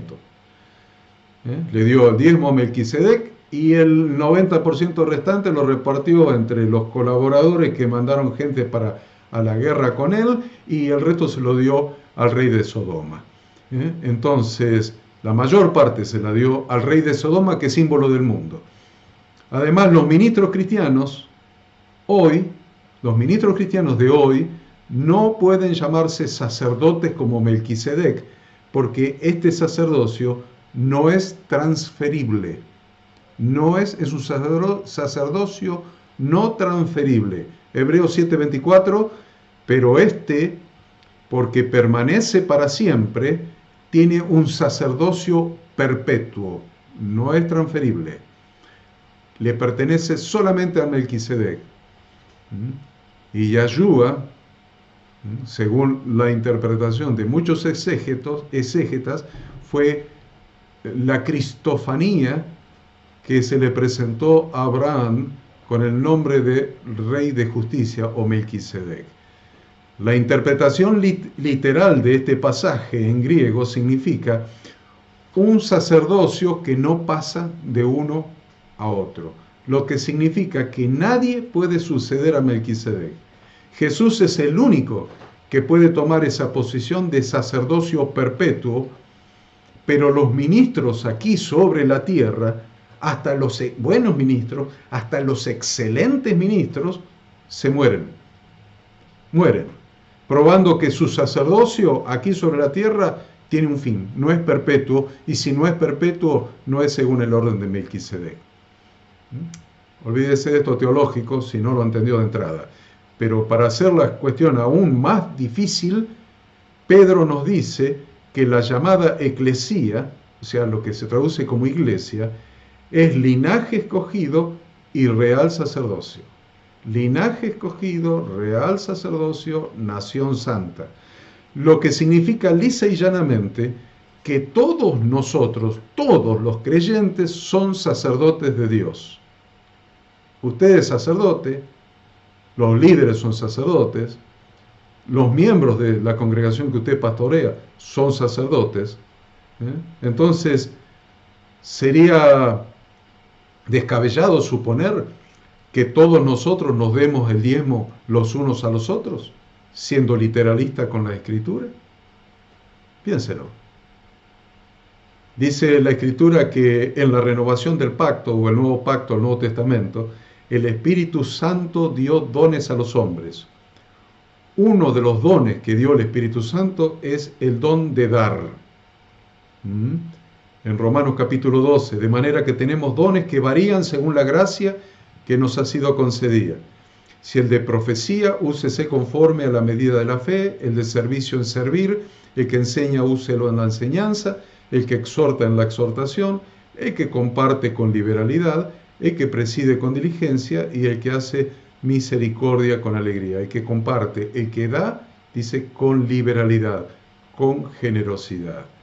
Ahora, si el Espíritu Santo reparte los dones como Él quiere, los diferentes miembros del cuerpo hacen cosas diferentes, obviamente, y son equipados de manera diferente para hacer su trabajo.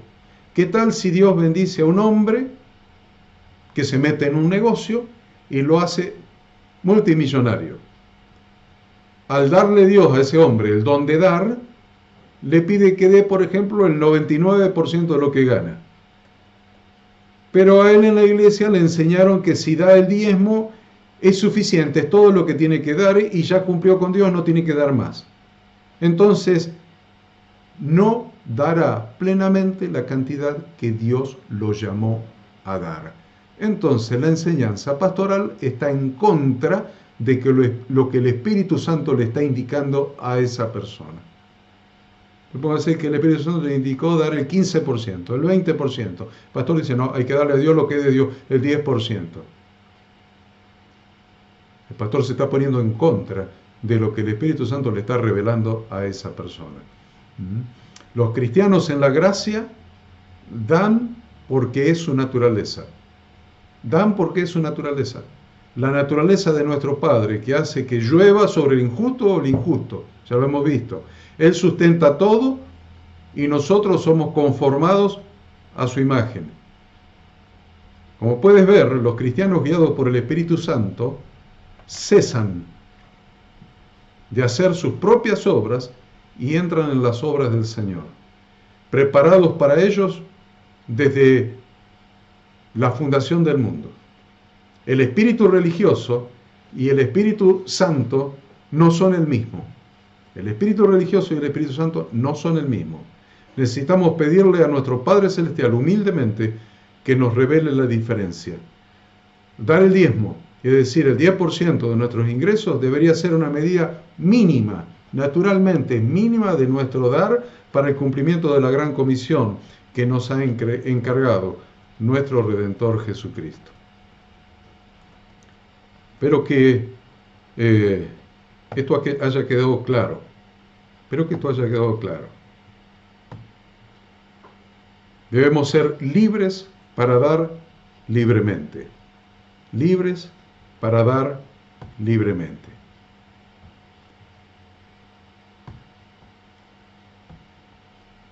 Les desarrollo el tema. A los miembros de las iglesias se les debe enseñar a dar. Se les debe enseñar a dar. Inclusive se les debe enseñar a diezmar como una medida razonable de su generosidad, una medida razonable de su responsabilidad hacia la congregación a la que pertenece. 2 Corintios 8. Asimismo, hermanos, os hacemos saber la gracia de Dios, que se ha dado a las iglesias de Macedonia, que en grande prueba de tribulación, la abundancia de su gozo y su profunda pobreza abundaron en riqueza de su generosidad. Pues doy testimonio de que con agrado han dado conforme a sus fuerzas y aún más allá de sus fuerzas, pidiéndonos con muchos ruegos que les concediésemos el privilegio de participar en ese servicio para los santos. En el creyente, el diezmar tiene que ser voluntario. El diezmar tiene que ser voluntario. O sobre la base de una convicción personal propia. Si el diezmar del creyente es voluntario, o sobre la base sobre la base de una convicción personal propia, entonces el diezmar está bien. ¿Qué es el diezmar? Dar el 10% de lo que se gana. Entonces, el diezmo llega a ser un problema cuando se lo presenta como una ley de Dios, cuando se lo presenta como algo no voluntario y no algo que depende de una convicción de cada persona. Llega a ser un problema cuando se lo presenta como una ley de Dios, obligatoria para todo creyente. Ahí se le está mintiendo al creyente. Deberíamos tomarnos unos momentos para pensar con toda sinceridad delante de Dios, y si es posible en oración, si nuestra manera de exigir el diezmo no representa opresión a los pobres. Opresión a los pobres. ¿Cuántas personas han sido arrojadas a una pobreza más profunda porque alguien les dijo que si no diezman le están robando a Dios? Cuando se enseña el diezmo como un mandato de Dios, los cristianos que tienen mucha dificultad en lograr equilibrios para vivir, equilibrios económicos, financieros para vivir y sostener a su familia, se los culpa si no diezman, se los culpa y se los condena si no diezman. Y entran en una pobreza mayor cuando lo hacen por obligación. De esta manera, el diezmo despoja al Evangelio de ser buenas nuevas para los pobres. Tiene múltiples escrituras bíblicas que Evangelio es buenas noticias y específicamente buenas noticias para los pobres. Y si le sacás la plata a los pobres, dejó de ser buena noticia para los pobres. Ya no es Evangelio. Lo que están predicando muchos pastores, muchos predicadores, no es Evangelio porque no es buena noticia para los pobres. Porque le está sacando el 10% de los magros ingresos que tienen los pobres para sostener a su familia. En vez de buenas noticias, esto llega a ser una pesada carga. En vez de libertad, llega a ser opresión. Estamos demasiado propensos a olvidar que el diezmo original que Dios estableció para Israel era para beneficiar a los pobres, para beneficiarlos, no para dañarlos, era para beneficiarlos, para darles de comer, no para sacarles la comida. A la inversa, el diezmo moderno es buena noticia para el rico, porque el dar un 10% de los ingresos personales de un rico les puede representar una suma irrelevante, que de ninguna manera hará cambiar su suntuoso estilo de vida. Diezmando, por lo tanto, se apacigua la conciencia del rico al pensar que están obedeciendo a Dios, mientras que ese aporte no tiene realmente un impacto significativo sobre su estilo de vida. Pero Dios tiene una perspectiva muy diferente respecto al dar. ¿Recuerda la parábola de la ofrenda insignificante de la viuda? ¿Recuerdan ustedes la parábola de la insignificante ofrenda de la viuda? Lucas 21. Jesús vio a los ricos poniendo sus ofrendas en la tesorería del templo. También él vio a la pobre viuda echar 2 monedas de cobre muy pequeñas. Les digo de verdad, dijo Jesús, de cierto os digo, les digo de verdad, esta pobre viuda ha echado más que todos los demás. Todas estas personas han dado sus ofrendas de sus riquezas, pero ella de su pobreza dio todo lo que tenía para vivir. No quedan dudas, queridos estudiantes, no quedan dudas de que la raíz persistente detrás del constante empujón en cuanto a diezmar en la iglesia moderna es el salario del clero. Esa es la motivación. Muchos pastores sienten que es necesario predicar el diezmo y recordar a la congregación su obligación de apoyarlos a ellos y a sus planes eclesiásticos. Y ellos usarán la promesa de una bendición financiera para la gente o un temor de una maldición financiera para asegurar que los diezmos sigan ingresando. Paga el diezmo y Dios le devolverá más plata después. Rehúse el diezmo y Dios lo va a castigar. Tales pensamientos atentan contra el centro de las buenas nuevas del Evangelio. Atentan contra el eje, el corazón del Evangelio, que es buenas noticias para los pobres. Aunque el diezmo es bíblico, no es del nuevo pacto, no es cristiano. Jesucristo no lo afirmó. Los cristianos del primer siglo no lo observaron, porque daban todo, no daban el 10%. Daban el 100% los cristianos del primer siglo. Y por unos 300 años, el pueblo de Dios no practicó el dar el 10%. Diezmar legalmente no es una práctica aceptada a gran escala entre los cristianos hasta el octavo siglo. Hasta el octavo siglo. El dar del Nuevo Testamento era según la capacidad de cada uno. Los cristianos daban para ayudar a otros, también daban para apoyar a los trabajadores apostólicos, a los itinerantes, como el apóstol Pablo, permitiéndoles viajar y fundar iglesias. Yo les paso ahí en su material de estudio varios textos sobre lo que daban para ayudar a otros creyentes y varios textos de lo que daban los cristianos primitivos para apoyar a los plantadores de nuevas congregaciones. Uno de los testimonios de la iglesia primitiva tiene que ver con cuán generosos, desprendidos eran los cristianos respecto a los pobres y a los necesitados.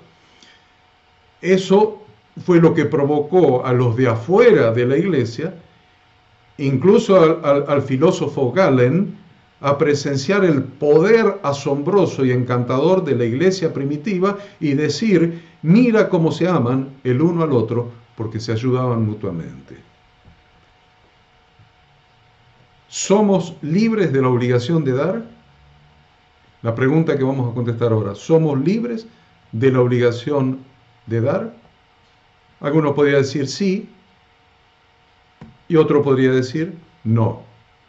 Y las dos respuestas son correctas. Si da por el temor que pusieron en usted los duros encargados de la obra, frecuentemente en forma de ministros, o da a fin de conseguir que le sea devuelto mucho más por parte de Dios, o un sinfín de otras razones para dar surgidas del temor, del egoísmo, entonces no dé. Dios puede mantener el universo marchando sin su ayuda financiera, sin su ayuda de ninguna clase. Dios no necesita el dinero de la gente, principalmente porque de todas maneras el dinero siempre es de Él. Aunque nosotros lo hayamos olvidado, el dinero que tenés en tu bolsillo es de Él. Y a veces se toma el trabajo de demostrártelo, cuando te lo hace escasear. Quizás la sepultura, la tumba, es un buen recordatorio de este hecho. ¿Cuánto de lo que cree que es suyo le va a pertenecer al otro lado de la tumba? Algunos de nosotros nos asombraremos de nuestra futilidad. Qué poco hemos reunido en esta vida si solamente hemos reunido dinero. No es tarde para comenzar a reunir cosas que serán tuyas al otro lado. Pídanle al Espíritu Santo que los guíe sobre este tipo de posesiones, no las que se terminan en la tumba, sino las que continúan también al otro lado. Dios quiere nuestros corazones. Y cuando tiene nuestros corazones, Él los llenará de sí mismo y nosotros daremos porque esta es su naturaleza.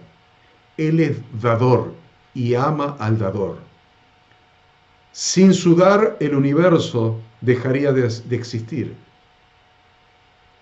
Es por darse a sí mismo que todas las cosas son sustentadas.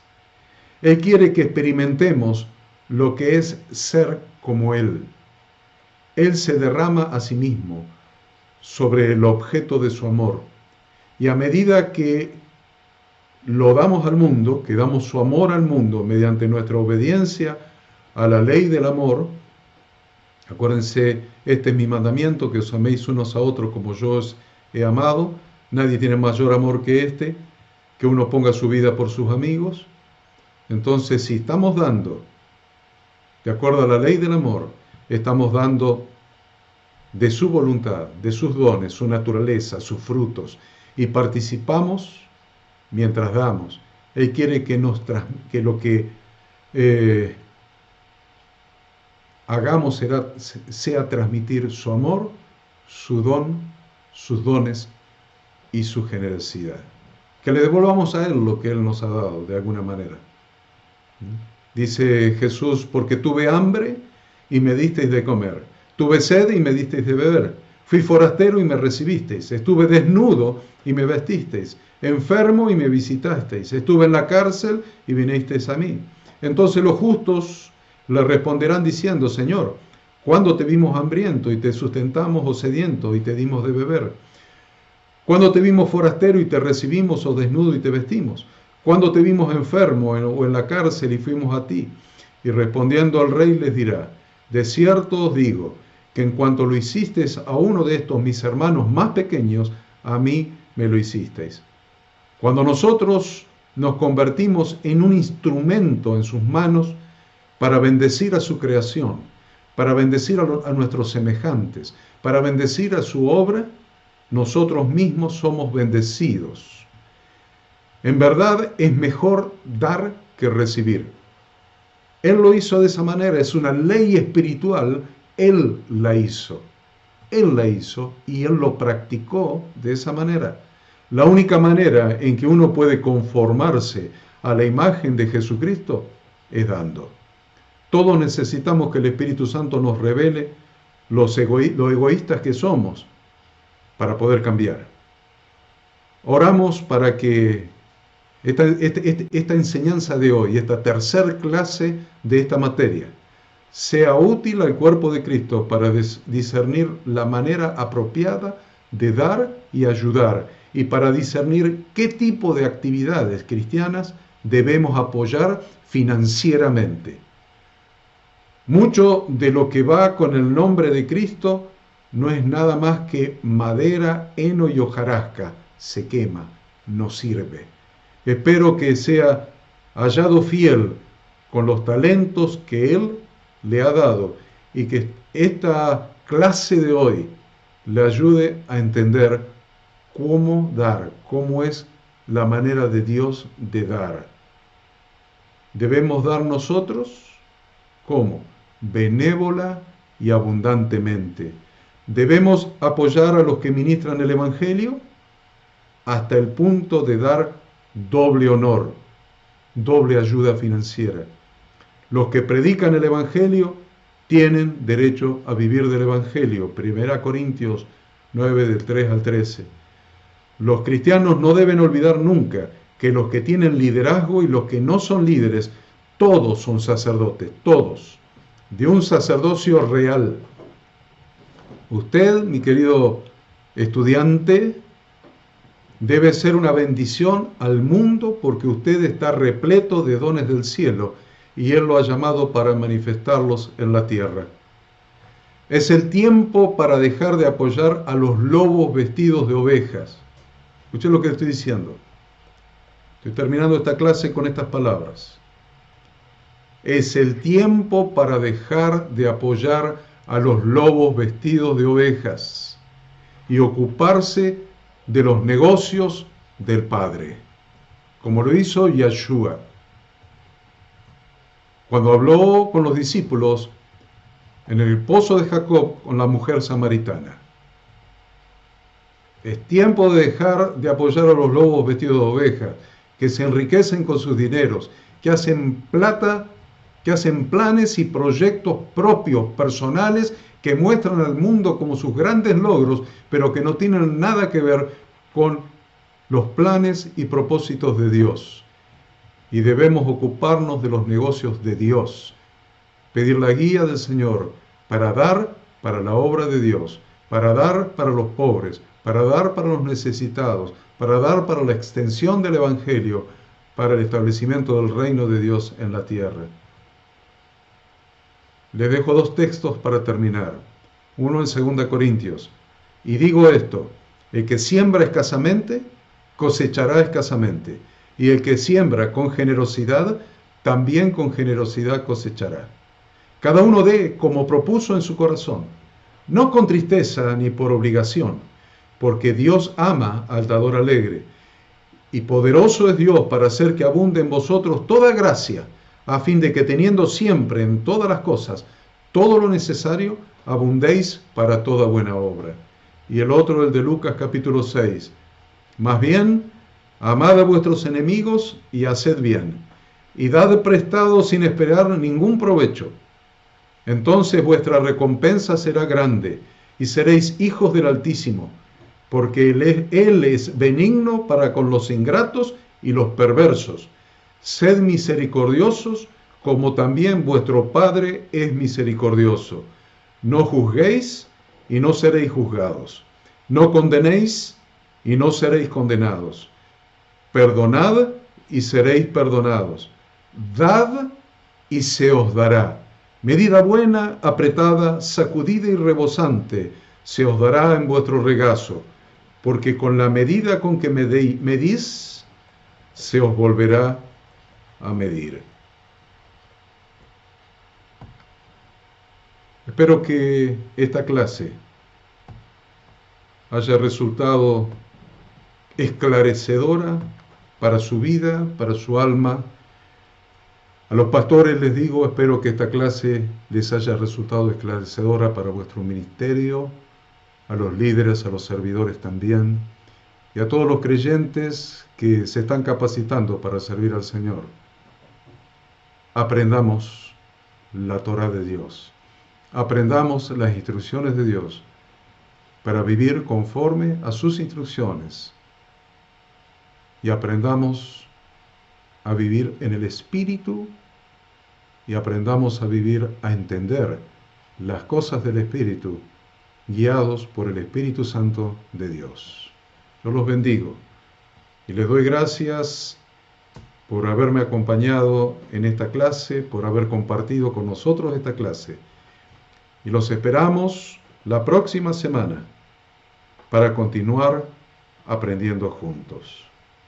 Que el Espíritu Santo los ilumine, que el Espíritu Santo haga luz sobre cada texto, sobre cada porción de las Escrituras y aún sobre cada cosa que yo he dicho. Desechen lo que el Espíritu Santo les muestre que no está de acuerdo con la palabra de Dios, pero tomen en serio las instrucciones de Dios contenidas en su palabra. Amén.